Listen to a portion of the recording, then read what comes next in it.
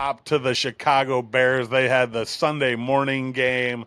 They also ended in a tie, 24-24. Insane. Both our teams tied. Fucking stupid. There were like multiple chances for either team to win the game at the end of the Bears game, but no one could pull it off.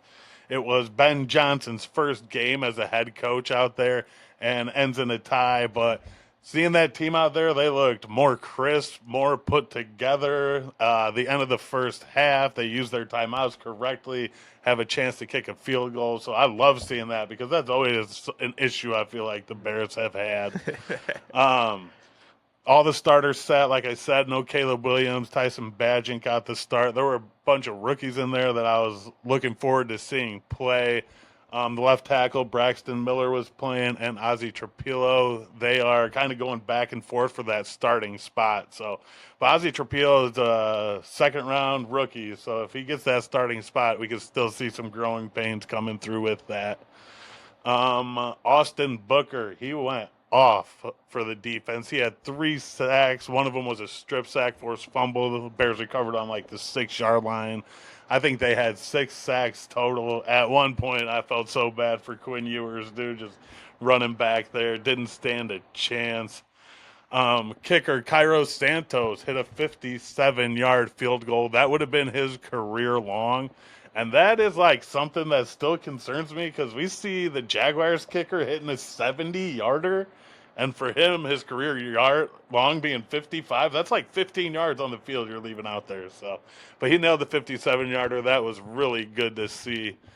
On the other side of the ball, Miami. Oh yeah, Tua started this game 5 for 9, 96 yards. Ends up getting stood up at the goal line. stood up at the goal line. Like our defense came to play.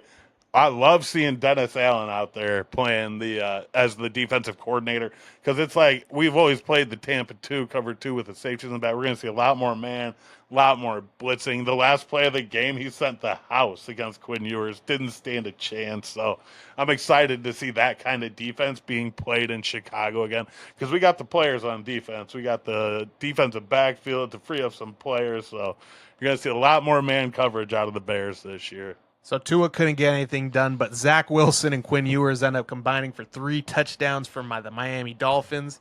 End up forcing that tie. Forced the tie. Zach Wilson wearing 0 out there.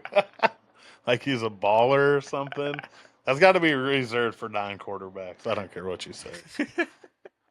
Case Keenum came in after Tyson Badgett at quarterback, but I do think it is Tyson Badgett's job at this point.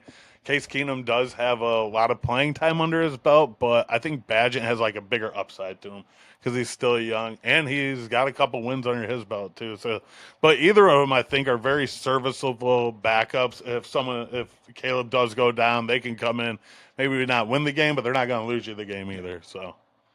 All in all, I mean, I'm excited for what the Bears put out on film. The play calling, you could tell, is different. The screen game's different.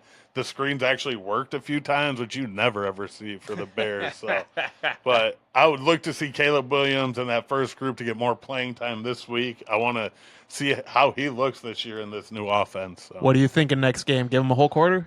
Yeah, he needs a whole quarter. Maybe the first half, and you sit him week 3, but I'm down for the first half. Get them all out there for the first half because we have a whole new offensive line, 3 new starters on the interior guard, both guards, center.